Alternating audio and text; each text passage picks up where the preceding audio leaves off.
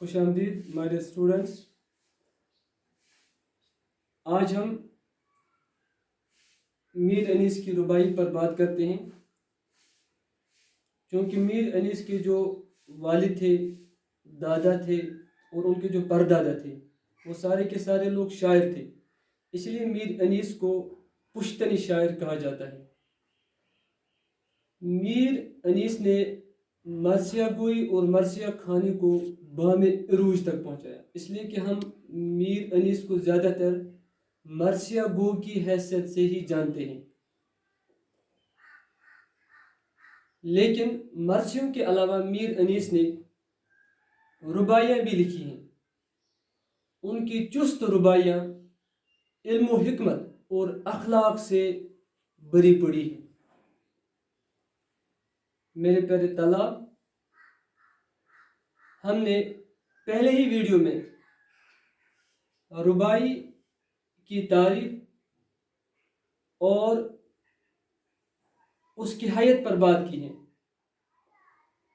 آج ہم میر انیس کی ان رباعیوں پر بات کرتے ہیں جو 10ویں جماعت کے نصاب میں شامل ہیں. میرے پیارے طلاب، سب سے پہلے ہم پہلی رباعی کو لے لیتے ہیں. پہلی رباعی کیا ہے؟ رتبہ جس سے دنیا میں خدا دیتا ہے، وہ دل میں فروتنی کو جا دیتا ہے. کرتے ہیں تہی مغز ثنا آپ اپنی، جو ظرف کی خالی ہے صدا دیتا ہے. پہلی رباعی میں ہم دیکھیں گے سب سے پہلے مشکل الفاظ، ان کو باہر نکالیں گے، تب جا کے ہمیں اس کی تشریح کرنی آسان ہوگی. تو یہاں پہ فروتنی کے معنی ہے میرے پیارے طلاب عاجزی یا انکساری کو فروتنی کہتے ہیں. تہی مغز کہتے ہیں خالی دماغ کو، یا دوسرے لفظ میں بھی کہتے ہیں بیوقوف یا احمق. اسی طرح ظرف کے معنی ہے برتن. پہلی جو رباعی ہے میرے پیارے طلاب، یہ اخلاقیات پر مبنی ہے. اور اس رباعی میں میر انیس فرماتے ہیں کہ اللہ تعالیٰ جس سے اس دنیا میں اعلیٰ رتبہ، اعلیٰ مقام دے دیتا ہے، وہ اپنے دل کے اندر عاجزی کو پیدا کرتا ہے، انکساری کو پیدا کرتا ہے. گویا کہ جس سے اللہ تعالیٰ اس دنیا میں عزت سے نوازتا ہے، اعلیٰ مقام عطا کرتا ہے، وہ اپنے دل میں عاجزی، انکساری کو جگہ دیتا ہے. وہ یہ سمجھتا ہے کہ جو باقی لوگ ہیں وہ مجھ سے اچھے ہیں، وہ مجھ سے اعلیٰ رتبے والے ہیں، اس لیے وہ اپنے دل میں عاجزی کو جگہ دے دیتا ہے. پھر جو بیوقوف لوگ ہوتے ہیں، جو تہی مغز خالی دماغ والے لوگ ہوتے ہیں، یا جو لوگ اچھا دماغ یا اچھی قابلیت نہیں رکھتے، وہ خود میاں مٹھو بن جاتے ہیں، یعنی کہ وہ خود اپنی تعریفیں آپ کرتے ہیں. یہ کون لوگ ہوتے ہیں جو اپنی تعریف آپ کرتے ہیں، خود کرتے ہیں؟ یہ تہی مغز لوگ ہوتے ہیں، خالی دماغ والے بیوقوف لوگ ہوتے ہیں. اس لیے کہا جاتا ہے کہ جو ظرف کی خالی ہے صدا دیتا ہے، یعنی خالی مٹکا زیادہ سنائی دیتا ہے. اگر مٹکا بھرا ہوا ہو تو بجا بجا کر بھی وہ آواز نہیں دیتا. اسی طرح جو لوگ اچھا دماغ یا اچھی قابلیت نہیں رکھتے، وہ اندر سے خالی ہوتے ہیں، ان کے پاس علم نہیں ہوتا ہے، اور پھر بھی وہ بیوقوف بن کر اپنی تعریف آپ کرتے ہیں، اپنی تعریف خود کرتے ہیں. گویا کہ اس رباعی میں دو چیزوں کو میر انیس نے اجاگر کیا ہے. پہلے شعر میں کہا ہے کہ جو لوگ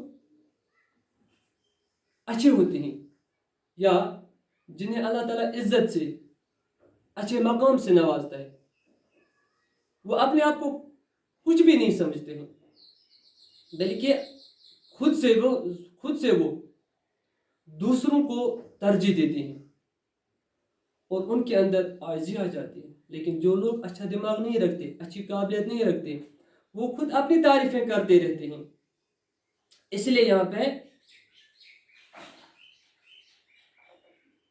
جو تہی مغز ہے، جو خالی دماغ ہے، اس تہی مغز کو خالی ظرف کے ساتھ تشبیہ دی گئی۔ اسی طرح میرے پیارے طلاب، اب دوسری ربائی جو ہے، ماں باپ سے بھی سوا ہے شفقت تیری، افزوں ہے تیری غضب سے رحمت تیری، جنت انعام کر کہ دوزخ میں جلا، وہ رحم تیرا ہے یہ عدالت تیری۔ اس ربائی میں میر انیس نے اللہ تعالیٰ کی رحمت کو اجاگر کیا ہے، اور کیا فرمایا ہے کہ یا اللہ تو اپنے بندوں سے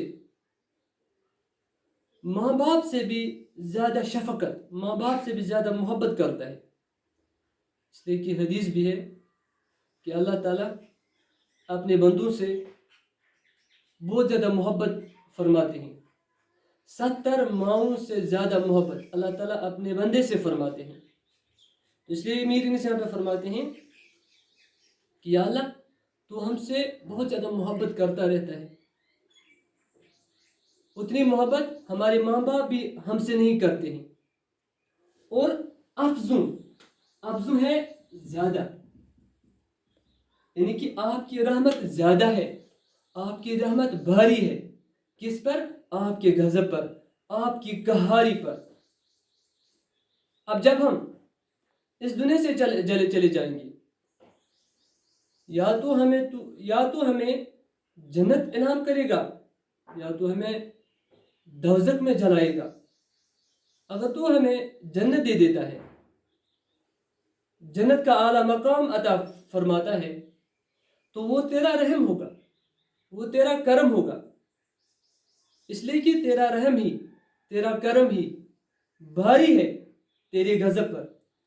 اگر تو نے ہمیں اس دن دوزخ میں، جہنم میں جلا دیا، تو وہ تیرا انصاف ہوگا، وہ تیری عدالت ہوگی، وہاں پر بھی زیادتی نہیں ہوگی۔ گویا کہ اس ربائی میں میر انیس نے اس چیز کو اجاگر کیا ہے کہ اللہ تعالیٰ کی رحمت غالب ہے اس کی قہاری پر۔ پھر تیسری ربائی کو لیتے ہیں، آغوش لحد میں جب کہ سونا ہوگا، جز خاک نہ تکیا نہ بچھونا ہوگا، تنہائی میں کون ہوئے گا انیس، ہم ہوں گے اور قبر کا کونا ہوگا۔ آغوش لحد میں سونا، یہاں پر میرے پیارے طلاب میر انیس نے یہ محاورہ استعمال کیا ہے، یہ محاورہ استعمال کیا ہے، اور اس کے معنی ہے مر جانا یا قبر میں دفن ہونا، آغوش لحد میں سونا۔ اور میرے پیارے طلاب یہ جو انیس ہے، انیس یہاں پر 2 معنوں میں استعمال کیا گیا ہے۔ انیس خود شاعر کا، میر بابر علی انیس کا تخلص ہے ایک۔ انیس کے دوسرے معنی جو اس ربائی میں استعمال کیے گئے ہیں، ہمدم، دوست کے معنوں میں بھی استعمال کیا گیا ہے۔ اب اس ربائی میں میر انیس نے دنیا کی نابائداری کو، دنیا کی بے ثباتی کو بیان کیا ہے۔ کیا فرمایا ہے کہ جب ہم اس دنیا میں چلے جائیں گے، اس دنیا سے ہم چلے جائیں گے، تو ہمیں قبر میں بیٹھنا پڑے گا، اور وہاں پر ہمیں حساب و کتاب دینا ہوگا۔ آغوش لحد میں جب کہ سونا ہوگا، جب ہم مر جائیں گے اور ہمیں قبر میں ڈال دیا جائے گا، تو وہاں پر ہی ہمیں بیٹھنا ہوگا، جز خاک نہ تکیا نہ بچھن ہوگا، گھر کی طرح وہاں پر قالین نہیں ہوں گے، وہاں پر نمدے نہیں ہوں گے، وہاں پہ تکیے نہیں ہوں گے، نہ وہاں پہ اڑنا ہوگا، نہ وہاں پہ بچھونا ہوگا، صرف خاک ہی خاک ہوگی، صرف مٹی ہی مٹی ہوگی۔ پھر کیا فرماتے ہیں؟ तन्हाई में कौन होगा अनीस। अगर हम अनीस को यहाँ पर खुद शायर के मानों में लेंगे, अगर यहाँ पर अनीस ने खुद अपने लिए तखरुस इस्तेमाल किया है, तो फिर हम ये कहेंगे कि अनीस अपने आप से फरमाते हैं कि ऐ अनीस, आपके साथ वहां पर कोई नहीं होगा, वहां पर तू होगा और कब्र का कोना होगा।